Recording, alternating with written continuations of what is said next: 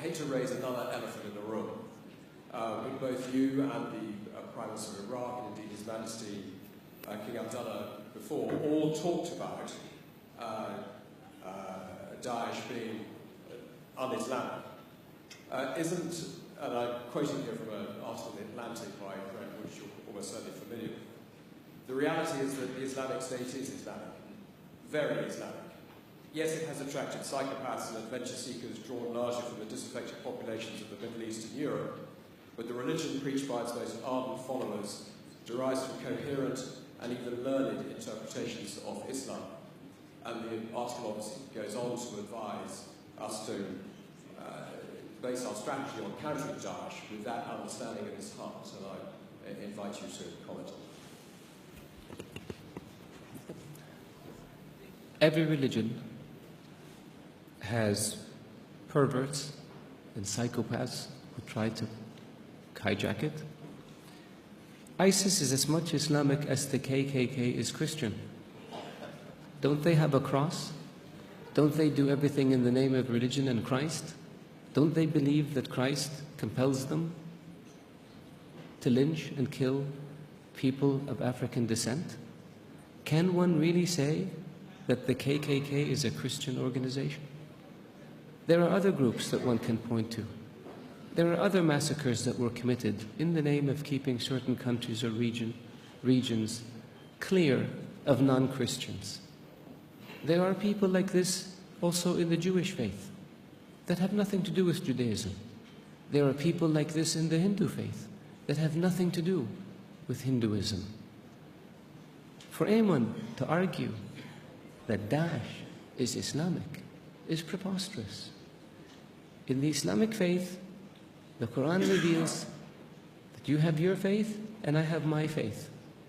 And you're free to practice your faith and I'm free to practice mine. What greater sign of tolerance and acceptance do you have than this?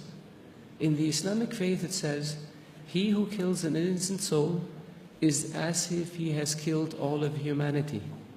And he who saves an innocent soul is as if he saved all of humanity. What better example of compassion and mercy do you have than this? So if you look at what Daesh says and you say it's in the scriptures, doesn't the Old Testament say an eye for an eye and a tooth for a tooth?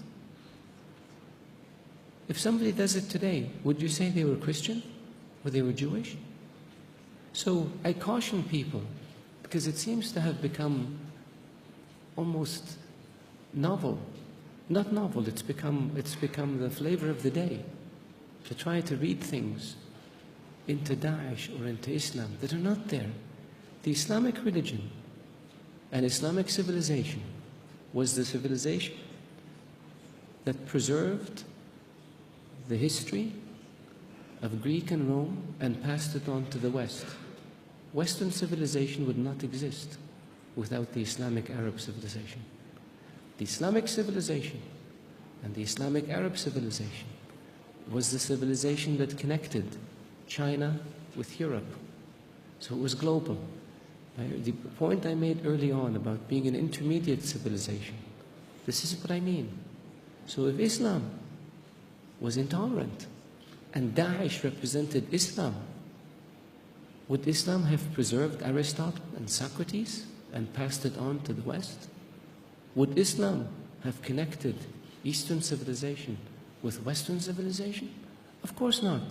So I urge you, all of you, to be careful when it comes to making generalizations or to accepting generalizations that have no basis in fact. Thank you.